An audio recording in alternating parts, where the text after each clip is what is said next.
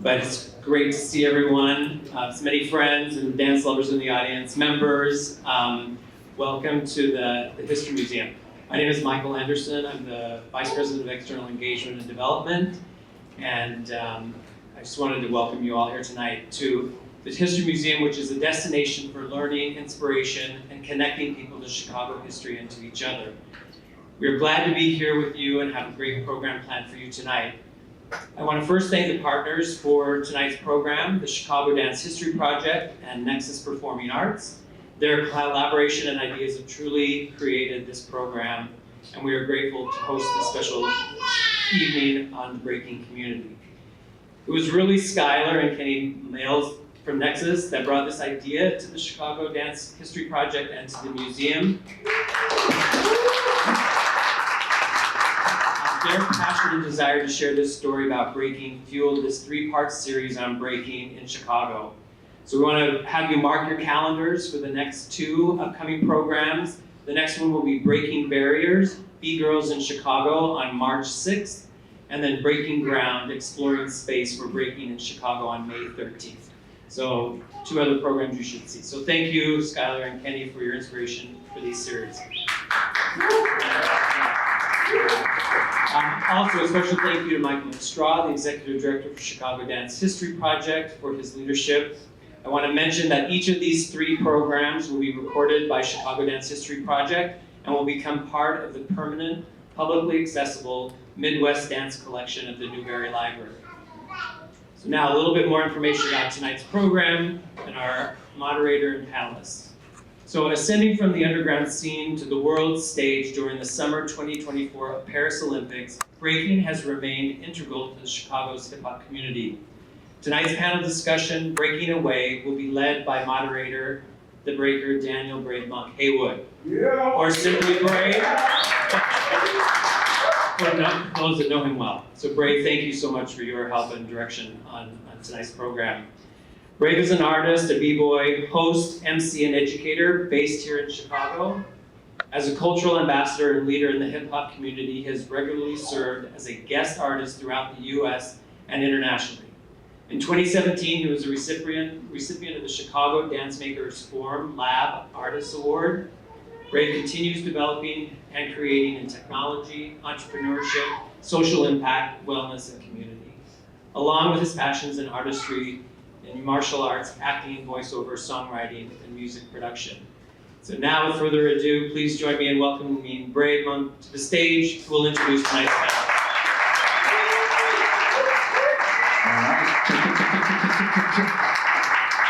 Okay, thank you all, appreciate you. Going to introduce the next people that will be up here tonight, giving you a lot of insight into breaking. First up, out of Chicago, representing Phase 2 Crosstown Crew, established in 1982. Please make some noise, y'all, for Wicked.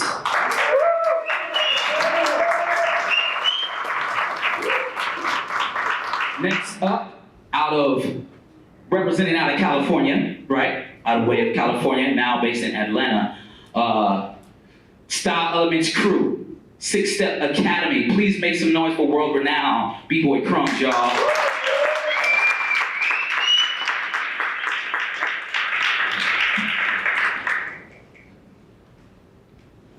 The one and only educator, artist, B-Boy extraordinaire. Show some love, y'all, for YNOT.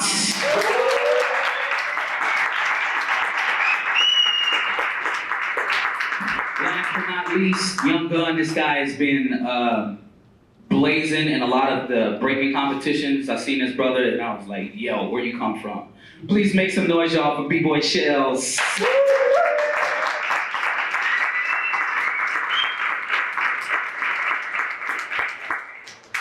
Right, so, can y'all hear me all right? Yeah. Yes? Check.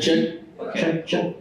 I'm like so used to hip hop jams, like the sound, you can feel it in your body. So if we could just probably get a little volume on my mic, that'd be cool. Y'all let me know if I'm too loud, okay?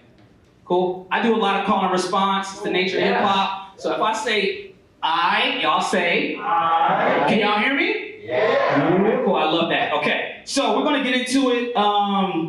You know, us as practitioners, and b-boys of hip-hop culture and breaking, we know that hip-hop is more than a commercial product. We understand that it's more than just a genre of music or just a different genre of dance.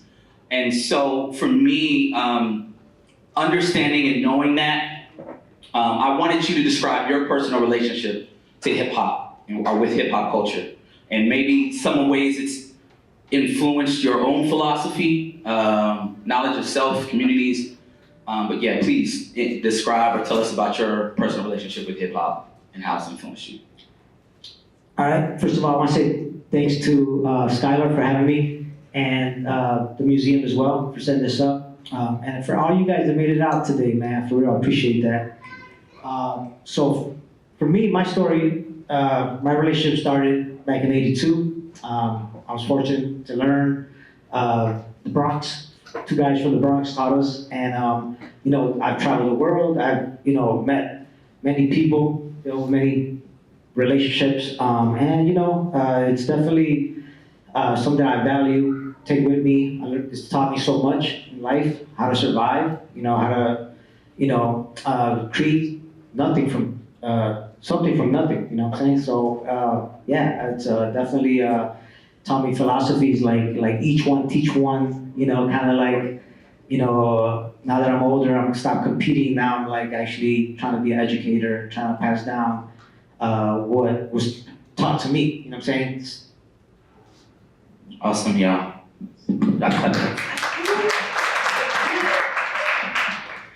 For me,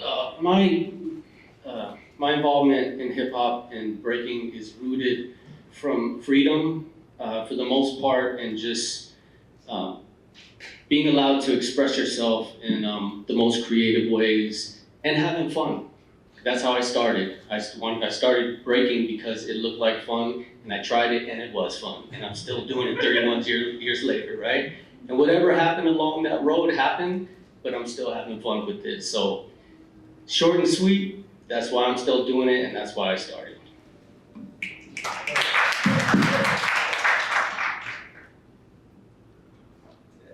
Test. How y'all doing? Right. Good. Everyone's so spread out. Hip hop for me is a creative tool and also a way to be a part and to build community. I subscribe to the 5 elements of hip hop. So breaking, like dancing, is one aspect of it, the way I look at it. There's visual art, there's music, there's knowledge of self, which is probably something we'll get into a bit later. But understanding your surroundings and your relationship to everything around it is really what opened my eyes to the world. So I think hip hop was one of those things that just got me sort of out of my shell, no pun intended. And yeah, just it made me a little more outgoing, but then also made me connect with the people who were around me and the different communities that I've been in, because I've moved around a lot since I was young. So.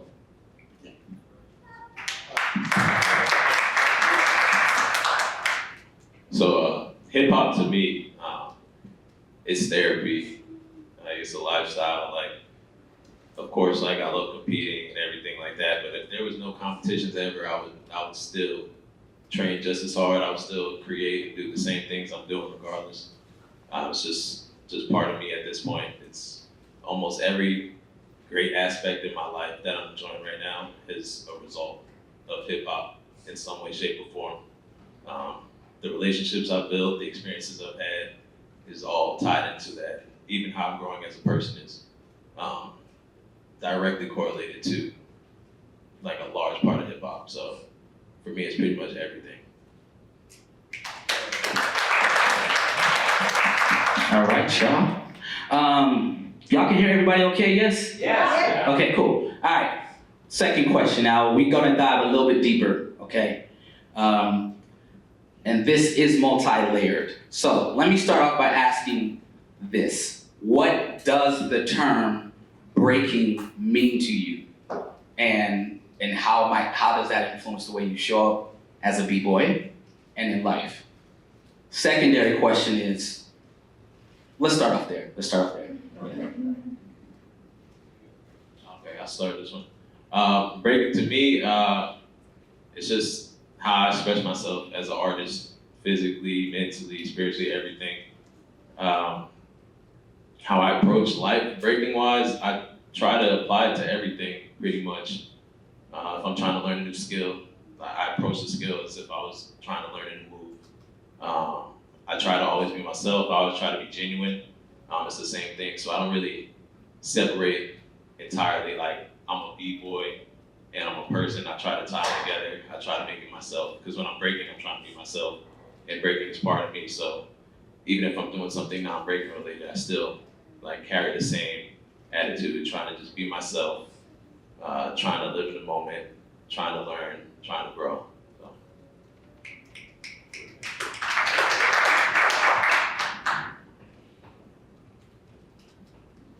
We're just gonna go down the line like that. We're gonna keep doing this. That's cool. Breaking, in to my understanding personally, is like you get to a point of breaking. Like you go past the threshold, if that makes sense. You break the mold. It's almost like shedding skin. You go through a constant, reclaiming of yourself over and over and over again. So if I don't reach that point sometimes when I'm dancing, I feel like I didn't do my duty in that moment. I have to get to this point where I have nothing left in me, And then literally when you think about something that's broken, there's imperfections in that. Like dancing is very improvisational, it's very in the moment. There's nothing really, you can rehearse as much as you want prior, but you have to be in the moment. It's one of the only real honest things that we can do as artists, I think, is performance art in that sort of way. So that's what it means to me. It's like just being as honest as I can be in that moment.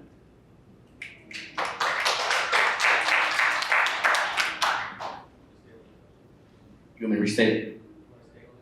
I mean, yeah, why not? If you feel like, man, I don't have nothing to add to that, or you feel like everybody said everything. I mean, they pretty much said it. Just add on a little bit, like he was saying, breaking, we can literally break ourselves down to build ourselves back up. So it builds character. Breaking is not easy to do if you want to be high level. So it teaches you a lot of valuable life lessons. Number one, discipline. If you're passionate for what you do, it carries over into your regular life, right? I personally learned more from breaking than I did at school. Not saying that, everybody should go to school, kids go to school, okay? But for me personally, I learned valuable life lessons through breaking. And so it transcends far beyond just the dance for me, and I think for all of us. Yeah, I mean, they pretty much covered everything. I would say, yeah, just, for me, it means a lot of things, right? One thing, dance, culture, and then it taught me, honestly, how to work hard for, in life too, not just in my dance, in my skills, right? So, yeah, just that, and, it's, I know the next question is breakdancing. So, yeah, we'll jump into that. So now, most of you probably breaking. What is breaking? What is breaking? I know it is breakdancing. When I saw it in the 80s, it was breakdancing. So now, the term breakdancing. Is it a term that can be used interchangeably, or problematic? I mean, so for me, that I was able to see in the 80s era, 90s, right? For different decades, and back then we probably did call it breakdancing. Honestly, nobody really knew that it was hip hop culture what we were doing, but then we, through traveling, going to New York, the Mecca, you start learning all these things and the right terminology and things like that. So I would say it's not really problematic, right? I mean, some people are just don't understand it. They're not educated. So our job is to really just be there and educate them, not shame them, sometimes if they don't get it the first time. But for the most part, I think the majority of the public will still calls it breakdancing, and there's only the ones. The reason it doesn't sound well with me is just because it's usually breakdancing is usually somebody that term was a media term that was put upon us, and they, usually they have a disconnection to the hip hop roots when they use that term. So and it's just our job to educate them. I think it could go either way. All right. Who wants to sound off on that? I guess to piggyback off what he's saying, like, okay, I'm from the 90s era, so I started breaking in 93. So I do know my history, but I really can only speak on where the era I come from. And when I started breaking, it was called breaking.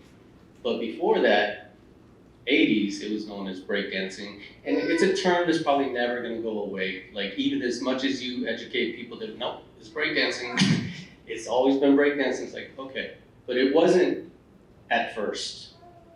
It was breaking or going off. There was different terms, but it wasn't called breakdancing yet until like the early 80s when the movies started coming out. And it got coined that term, and that term got really popular.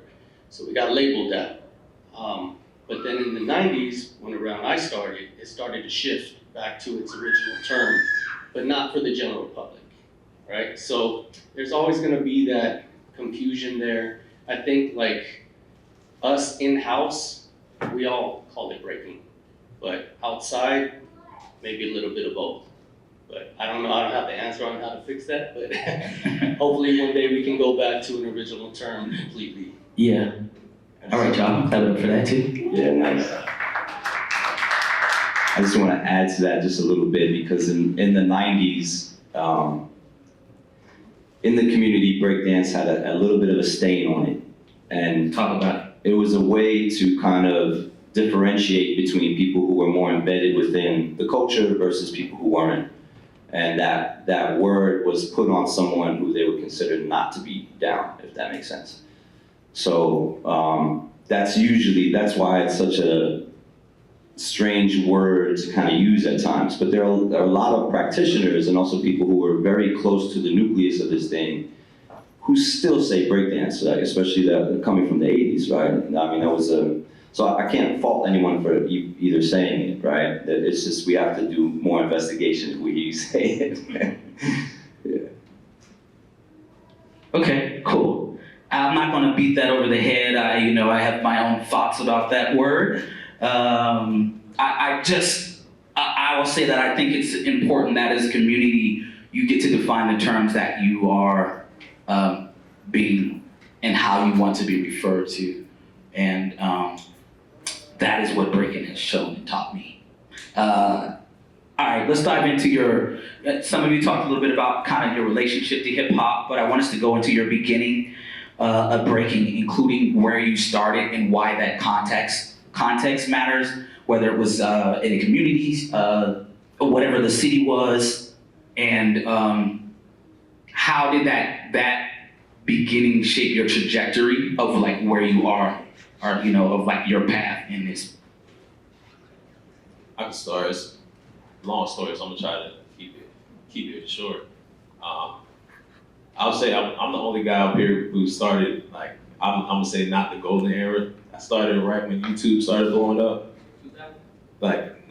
2007. So right when YouTube really started popping off, that's kind of what got me in there. That wasn't originally my first introduction. There was like team nights. I was in high school. There was team nights at these clubs, and the guys would be ciphering, and I had no idea what it was, but I knew I could do a backflip. So I went up in there and did the backflip. Got so much attention. I'm like, man, I need to practice. I need to get some other stuff. I can't just do a backflip every time.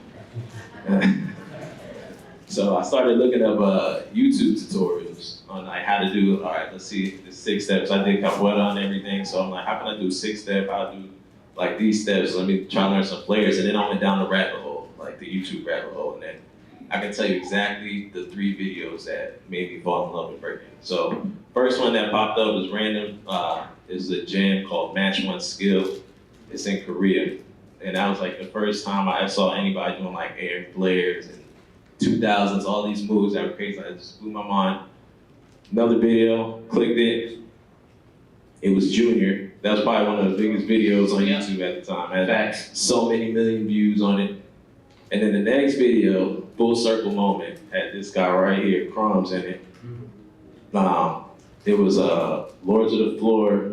I think it was their battle, Style Elements versus Boogie Brass. After that, bro, I swear to God, I went down to my basement and started practicing. I'm dead serious. I started practicing right after that. And I was practicing in my basement probably for a few months until I went off to college in Hawaii randomly. And I met a B-boy out there, and I met him out there. They introduced me to the culture. I went to some jams, and then from there on, I just kept going. You've been flying ever since. Ever since. Yeah, clap it up for Shellz. We didn't have YouTube when we were coming up, so that's awesome that he got to learn that way, but we didn't have that, so there's negatives and positives to it. The positive is that we had to create our own styles, our own moves, techniques, flows. There was different guidelines also in the era that we came up in. It was mainly being original, right? If you were out copying other people, then you didn't earn respect that way. Like, it was really looked down on. So I saw some kids from my junior high do it, and they weren't necessarily like breaking per se. We called it housing back then in like '92. Big pants, frayed bottoms, you know, Guess button-up jean top, you know. That was the style back then. Just bang, shaved head with long bangs over, maybe a tail, who knows. Depends how we're feeling that day. But they were doing more like moves like alpha kicks and back handsprings and one-arm handstand stalls. Not really any footwork yet because we hadn't seen that. The only thing that we could see was Beat Street and Wild Style and those movies, but I hadn't even seen them at that time. So it helped us be creative because we had to come up with our own style. So I went reverse. I didn't learn the fundamentals first. I started creating first, and then I got to the fundamentals. So that helped me tremendously in my personal route because I was able to build and create my own foundation first, and then learn the real foundation and add it on to what I already was doing. And it stuck to me till this day. I have the same exact mindset from when I started till this day. So that's my little personal journey in a nutshell.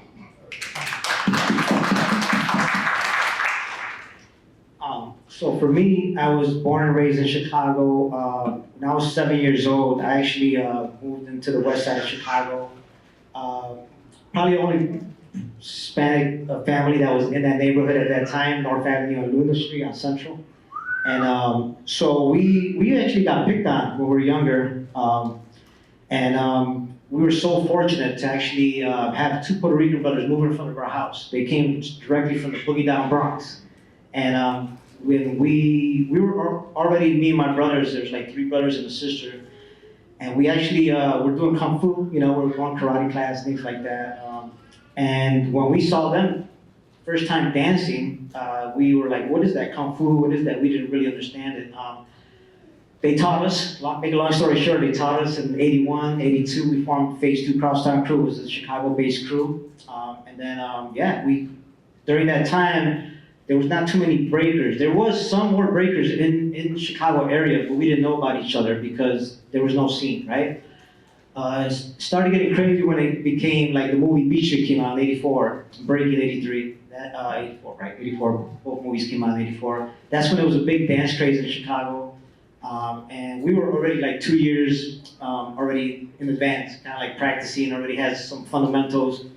And it's crazy because, you know, we were fortunate to learn, like these guys actually taught us like, oh, this is breaking, this is actually hip hop, this is actually, you gotta learn how to rhyme, you gotta throw your tag name. And then my brothers were DJs, so we had the elements already within it.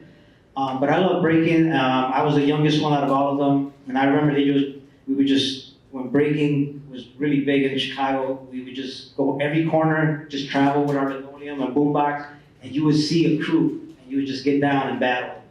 and then just finish and then just walk back home, you know? So that was the 80s for me. I experienced it. There's a lot of, you know, obviously a lot of struggle during that time, but we overcame it through our dance. And, you know, the 90s came and then we kept it going, right? It did die in 86, 87. House dancing took over, and then from there, through underground parties, it came back in Chicago, and, you know, seeing people like Europe and West Coast and East Coast, people were still doing it, so we were like, yo, there's breaking still alive, let's continue on. Me and my brothers actually kept doing it, but we, like I said, we didn't break with no other breakers. It was just kind of like a dead scene. In the 90s, it started coming back. And then from there, it never stopped, and I never stopped myself. I think that's a very unique like situation and fortunate, right? That you just have some people straight from the Bronx like move across the street from you, you know. You know, it lined up for you. You know, you were talking about like the different neighborhoods moving to the West Side, right? And for those that don't know, Chicago can be segregated. Okay, let's just keep it real. You know, there's a thing called redlining that exists. So for me, I'm interested in what aspects of hip hop culture, what aspects of breaking culture do you find the most unique about Chicago? So obviously, we are in the center of the U.S., right? And then, you know, like Crumbs was saying, we didn't have YouTube. We had VHS tapes.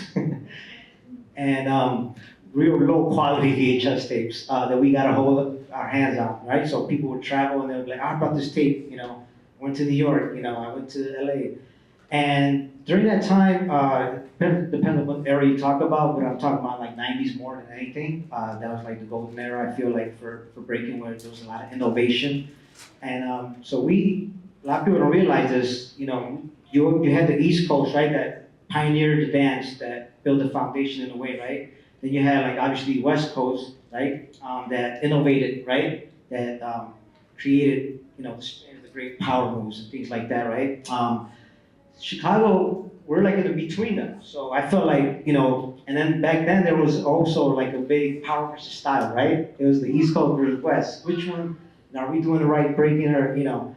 So I think for Chicago during that time, we weren't really worried about like East Coast, West Coast, what they were doing. I mean, we got influenced by them, but we took in from both. We said like, you know what, we need the foundation from Ken Swift, you know, like we need the power move from Super Dave, you know, like Little Caesar, you know. So I think the way me and my crew took it upon ourselves is to like just learn from both coasts and combine it and create our own style here in Chicago, which is like power style, ground power, you know. So yeah, I mean that's I feel like that's, people don't realize that we were like in the middle and we just soaked in all that energy from both coasts. Yeah. Where are y'all? Yeah, I mean, yeah. All right, I'll leave it. If it wasn't for VHS tapes, we probably wouldn't know about each other, to be honest. Yeah, that was like a form of our social communication, right? Shout out Saad, who has a project that is specifically about kind of the breaking VHS and how that served as a transfer of information for us. So I am curious, like, even like not are coming to Chicago for your first time, or if were there things you heard about, if you were outside of Chicago, were there things you heard about Chicago, and what were those things? Let's go. It's on. Is it on? Yeah, cool.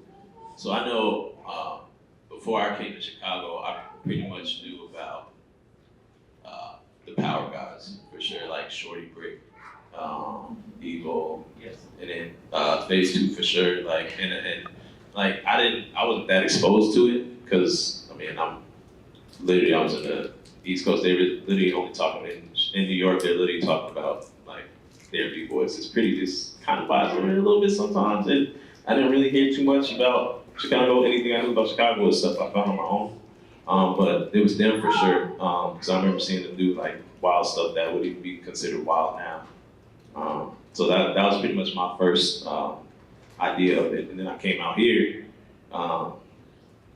and got to like meet the other guys and see what the scene is about. And it's exactly like he broke it down, like power style mix, balance, a lot of originality and stuff like that, especially combined with the Milwaukee scene too. Like the whole Midwest scene, I feel like they all have kind of like a distinct thing. Like I could pick out a Midwest b-boy at pretty much any jam I go to, just seeing how they rock out here. So.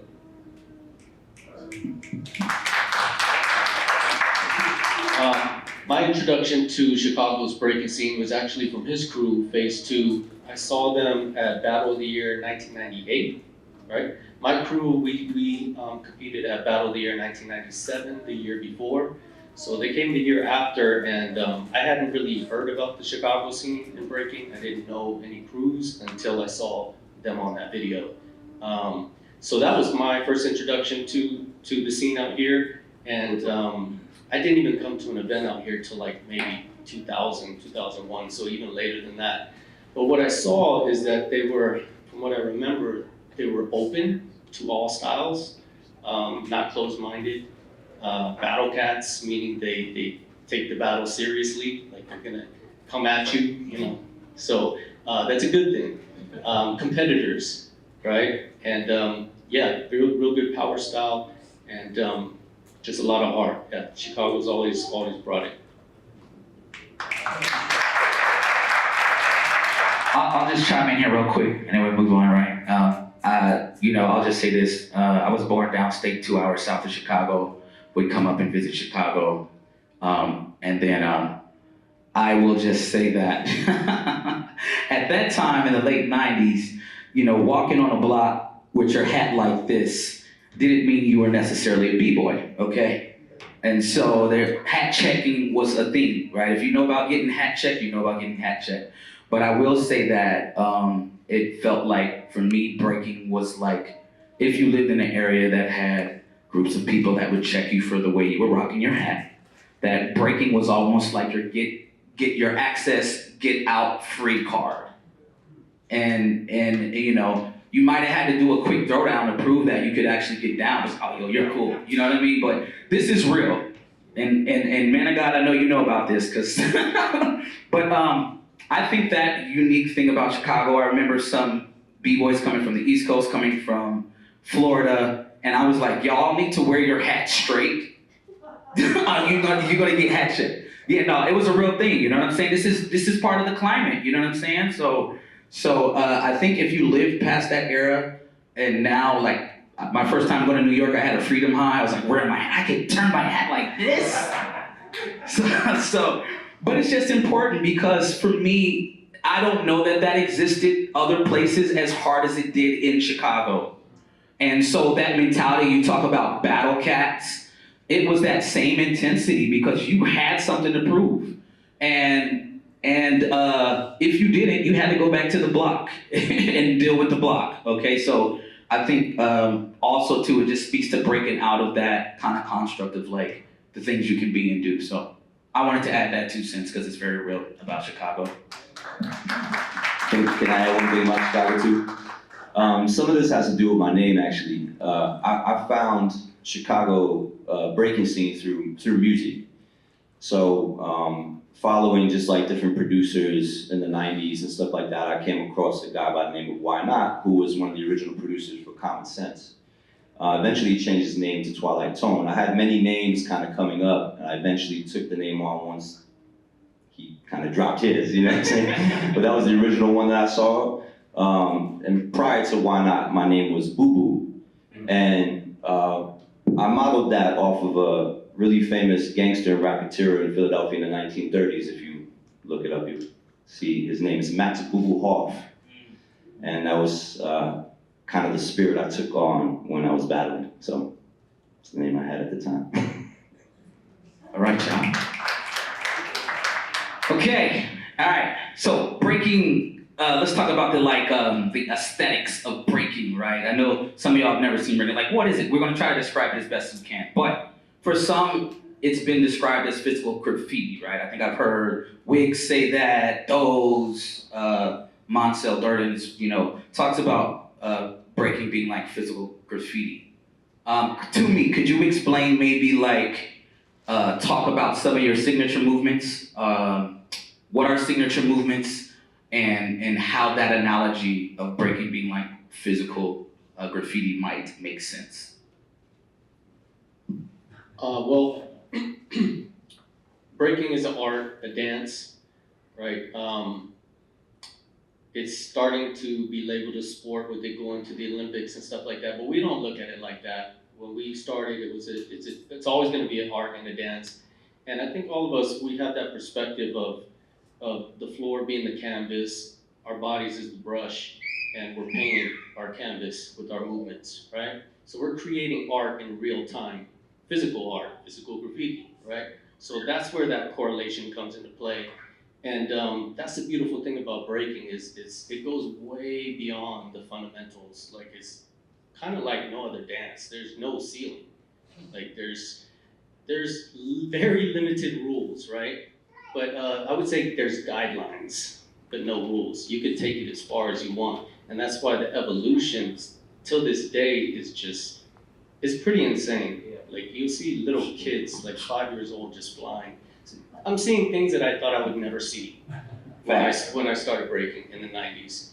Like it's gone so far, and it's because of us thinking that way, right? Of being artists, putting ourselves as artists first.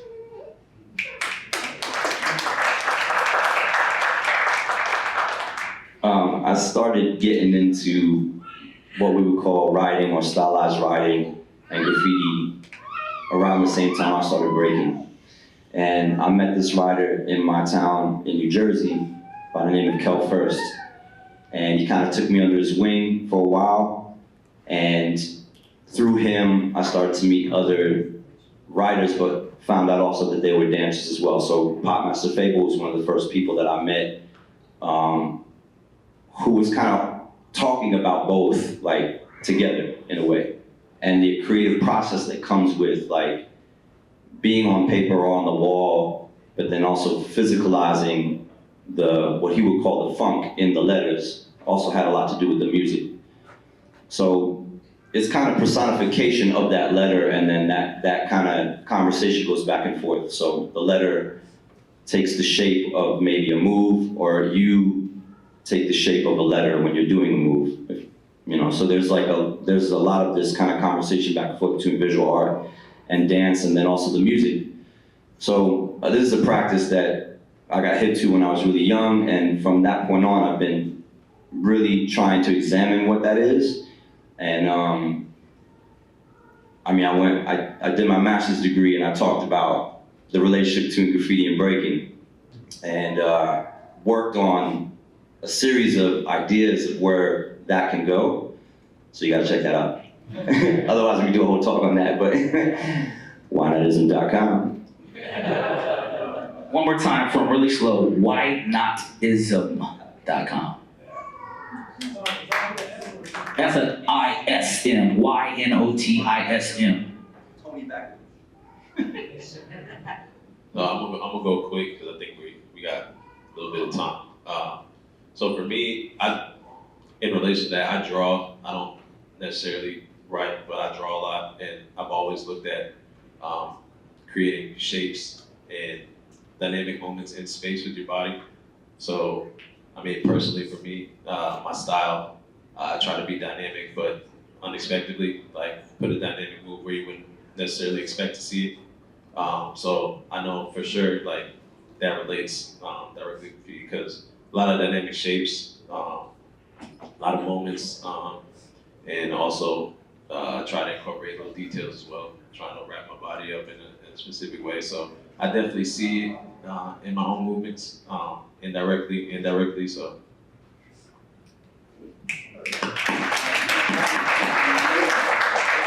Okay, I think I'm gonna ask one more question and then I'm gonna open up the floor, right, so we can get into some Q&A. Okay, breaking has come a long way into being. It's been through a lot since its early, coming into existence in its early 70s into, where we are now, and each of your own individual beginnings. Where how would you characterize where it is today and how your relationship with it has evolved? I would say, I mean, for me, that I was a young kid, seeing it in the 80s to the 90s, and just being there through every generation, seeing how it evolved and changed, and seeing the progress, because, you know, back then, we were shamed for breaking. We would get arrested for breaking at the mall, you know, and things like that. My brother, my older brother, got arrested. Yeah. So, you know, just seeing that and how it's evolved, it's, I'm proud of it. Honestly, I love it where it's at now. It's, you know, and, you know, most of us are, you know, still competing, but some of us are just became educators in this case, you know. So I love teaching, spreading whatever I learned, just giving the kids that, you know, as much knowledge as I can, so we can keep this going into the 5th generation, you know. Yeah, I mean, just super proud, and I'm glad that I'm still here, witnessing it. Yeah. Yeah, it's really cool to see the evolution of breaking and where it's at today. We've opened so many doors. One specifically is the competition realm is so much madness all around the world. Like when I was coming up, there was like one big competition a year. Now there's a big competition every weekend all over the world. So that has grew like massively. It's opened the doors in education. Also, I always go back to my era, okay? Yeah.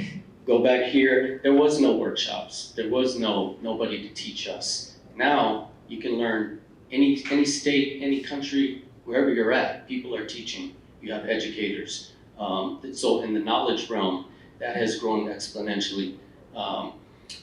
And more outlets in the entertainment industry, you know? You can do music videos, movies, commercials, all this stuff. If you look on TV, you're gonna see breaking somewhere, right? All the time. So more work, more opportunity for dancers. All of that didn't really exist that much before. So it's grown in that area as well. Some of us, like myself and Wicked, we have our own dance studios. We didn't have that before, but now we have the opportunity to have our own academies and nurture the next generations coming up, right? So there's many different avenues that you could take breaking. So people have way more choices than we did when we started.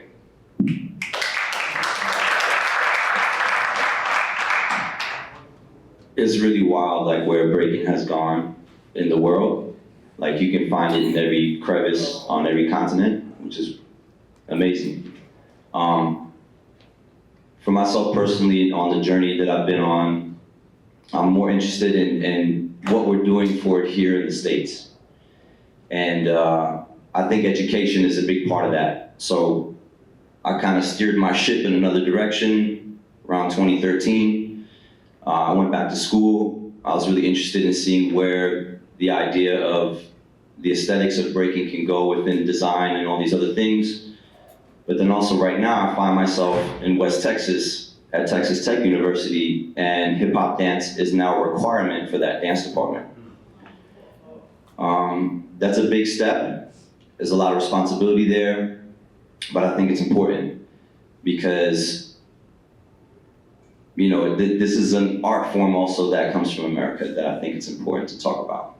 There's a lot of history of the United States that parallels with what has happened with hip hop and the people who have created it. So I really feel like that history, especially the history of dance, is something that our students could really learn something about America, but then also this art form that they probably see on TV and go, what is this? You know, and they should be educated on it because, you know, it's closer to home than they think. So that's just kind of where I'm going now. I'm very much concerned with the future of what's next. So I'm gonna say, well, first off, I want to say thanks to these guys for like paving the way, right? Because they didn't really get to. Because now, like they all touched before, there's so many opportunities and so many things now that I get to see how it's growing, and I also got to grow with it. Because when I started, like because of breaking, I got to go on tour. Like, I found myself randomly on Broadway just because I could do air flares and stuff like that. The guys who some get forgotten and didn't really get to reap the benefits of what it is now, and to see where it's going, I just wanted to get it out there and just like make sure that they know that I appreciate it. I don't know if everybody else sees it, but I definitely appreciate it because I wouldn't have been able to experience like half the things that I got to do. Like, I got to travel and everything like that.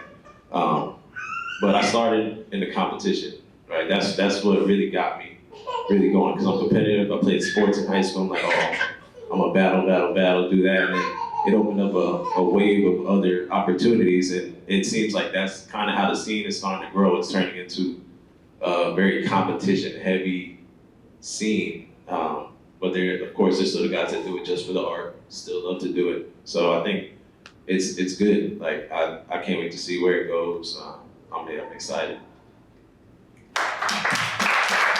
All right. Okay, let's open it up. We're gonna take 2 of the mics. We'll get 2 of the mics down here. Please, I see people from the community that are involved with this and part of Chicago's, movers and shakers in here, and also people who I've never seen before. So I want to just open it up to the audience. We can have this Q&A. Do this for about 10 minutes. I think we got 10 minutes left, so we'll try to get these off and get you some time. Yeah, show a hand. Don't be bashful. Thank you, everybody. Thank you all. This is kind of a 2-pronged question, so anybody can answer, but I know you're moderating, but you may need to help. I'll jump in, well. yeah. Specific to Chicago, we talked about like breaking versus breakdance terminology. Can y'all speak on Chicago's unique situation, especially when I think of your guys' crew, Phase 2, and the also legendary Brickheads, and in terms of how Chicago is known for power style, but at one point it was power versus a more, anti-New York basically, versus more New York respectful style. So Phase 2 and Brickheads kind of define that. So I would like for y'all to speak to that. And then a general question is, thinking about we talk about how breaking has enriched people's lives. If y'all can maybe speak to how your involvement in the culture and in the dance has maybe opened up your worldview or even challenged notions of like racial or ethnic prejudices that maybe you all may have held or had to unlearn, like how hip hop has helped y'all challenge those.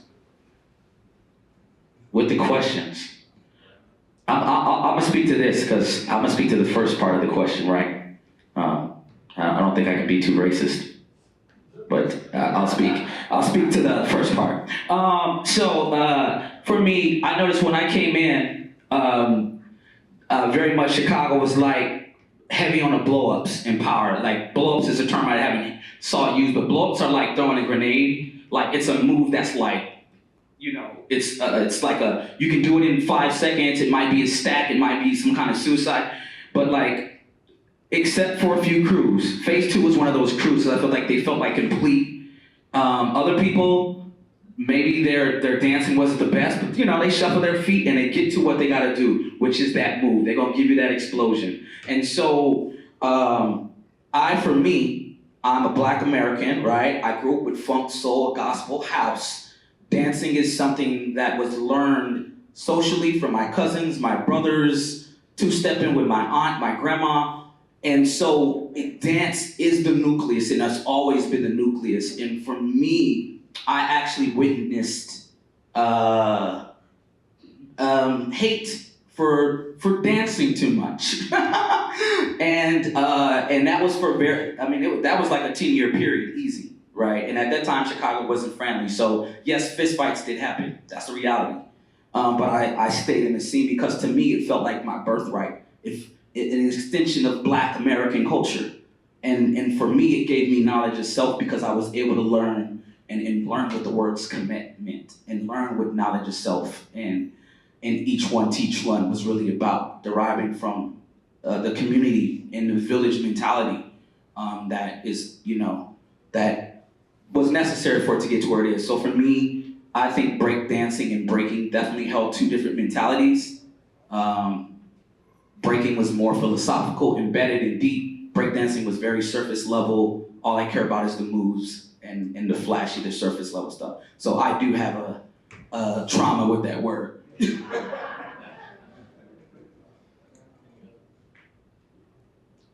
Just to add to Monk, what he said, so yeah, it depends on the era, I guess. So, because you know, 90s, we're getting back going again, right? So crews were like coming out, going to these underground parties. Yes, it was strictly power moves because that 80s kind of mentality carried over to the early 90s, right?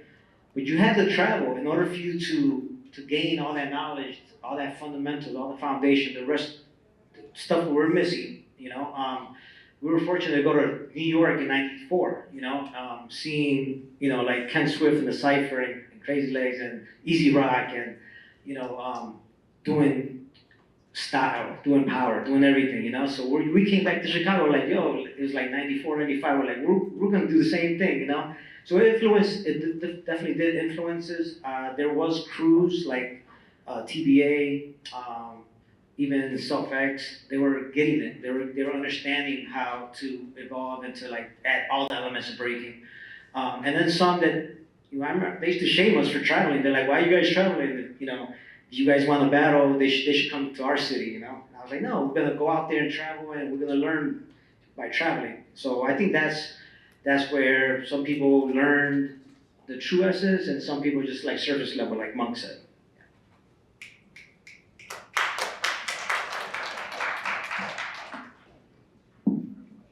The other question was about bringing awareness to like your own bias and like racist views or something like that.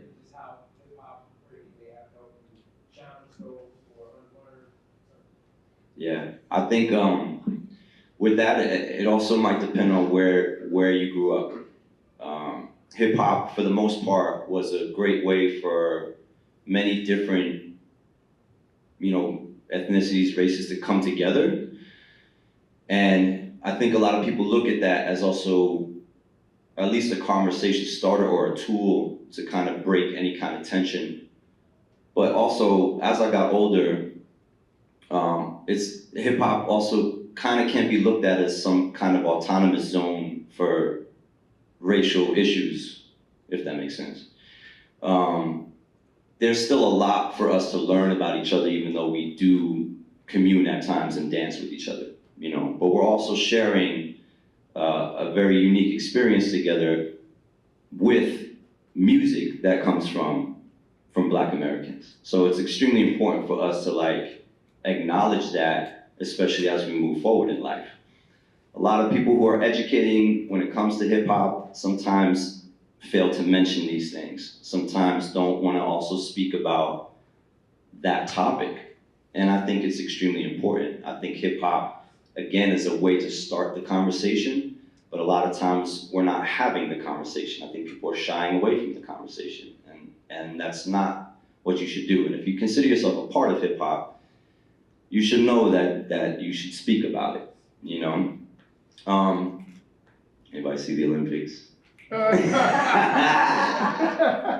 That's a whole nother panel.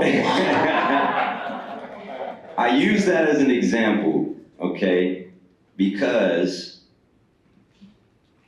there's a stigma to breaking. There's a stigma to hip hop in the United States. That's just what it is. So already you should be like, well, what's the issue?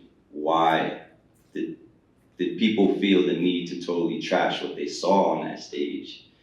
What were the things that they saw on the stage that were sort of outrageous to see? You know what I mean? Yeah. If you're questioning those things, I mean, these are things that we should be speaking about, you know?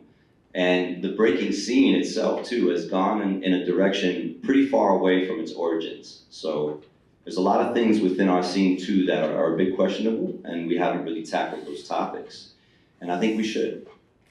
I don't know if that answers the question, but I'm just like, there's a lot more we gotta talk about. That was a later question. We probably could take maybe one more question. I'm sorry. I didn't. Go ahead, Shellz. I'm sorry. I was just gonna say that's why he's a professor. Like that's why he's in the position to teach. Like not everybody should be in the position to teach the masses, but somebody who's aware and is gonna actually spread the knowledge the right way should be in that position. Word.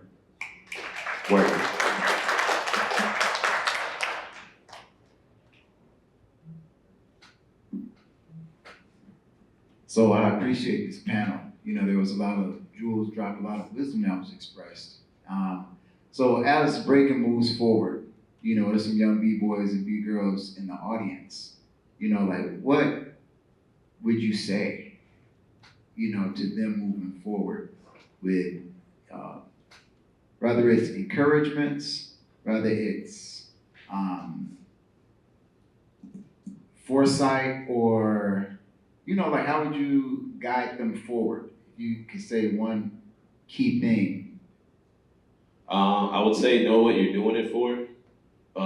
If you're just coming in to win, then you're gonna be very disappointed. You're gonna be cutting yourself short of the things you can gain just from being a part of it. I would say just give your all, live in the moment. There's gonna be highs and lows, of course, but the high is gonna be way higher, and just stay persistent. Just don't do it. No. I have a feeling there's going to be a very similar sentiment with everyone on the panel already with this, because breaking is hard to do. So, but if you love something, if you have a passion for something, you go through those ups and downs. And there's something very powerful about, again, that breaking through and rebuilding that we were kind of alluding to earlier, that it builds your strength and your character up. And if you stay with it, like Shellz says, stay persistent, the life lessons start pouring in. And then you almost get like addicted to that feeling. Like, wow, this is making me better every day. So I'm gonna just keep continuing to better myself.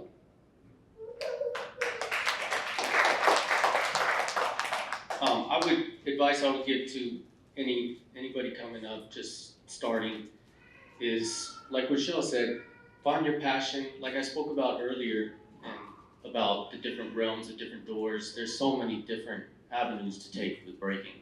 So find your purpose. What do you resonate with? See, I like doing it all. I've walked down all those avenues, and I still do, because I get something here that I don't get here, and I don't get this in the middle from any of these two over here. So I just love it all, right? But some people are specialists. They like to stick in one realm, which is great, and they excel in that. But above all that too, I think one of the most important things for me and for a lot of us really is the unification of this dance, right? It's very powerful. Whenever I travel, I can speak with people. We don't speak the same language, but when we dance, we speak the same language. So we have a conversation, and we build, and we grow without even really speaking verbally to each other. They understand me, I understand them. And you grow as a human a lot more, right? Just building with different ethnicities and cultures and learning.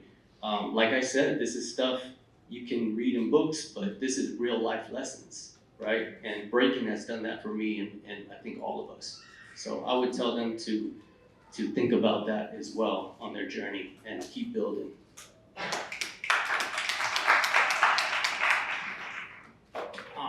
So for me, I would say, if you're in Chicago, come to my class. But no, I mean, really, I usually, when I start a new season, I teach a lot of kids in the city, and I always ask the kids, I'm like, raise your hand if your parents force you to be here. You know, and then they all just look at me like, whoa, like, you know. So a lot of it has to do with, you know, now, you know, we didn't have that growing up. We learned in the streets, right? There was a time where you didn't really even have classes, like probably 15 years ago. So now there's a lot of workshops, a lot of classes you can, you know, go to and learn. Yeah, just same thing what they said, just, you know, keep at it. You know, we need y'all. We need, especially in Chicago, we need more kids. And yeah, I mean, it could become, you know, challenging, but that's gonna help you in life and in dance too. I'll just add and then we'll close this down. For me, I want to say that like sometimes you see something or you feel something and you don't know how to describe it, but it feels like it's you, it's connected to you, it speaks to you.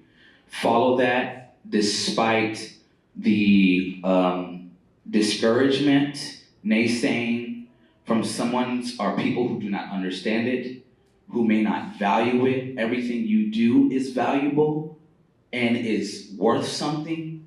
And the longer you're able to stay with it, those things will unfold to you. It is a dance of discovery of who you are. It is you leaving your impression to the people who get the honor to see you move and to see you dance, because it really is an honor and a privilege to see you express from your soul. And find good mentors who not only can teach you physically, but empower you to think critically, who have healthy lifestyles, because this dance is a dance of life, and it takes that to get through it. It is intergenerational. Our elders, our mature, seasoned practitioners, they're not to be forgotten. The conversation of reciprocation, we need each other. Just like water and the earth needs sun, we need each other. So allow someone to teach you, and as an elder, we also learn from you as well, and you power us. So we power each other, and that's, I think, ultimately what's going to keep this thriving and moving. Yeah.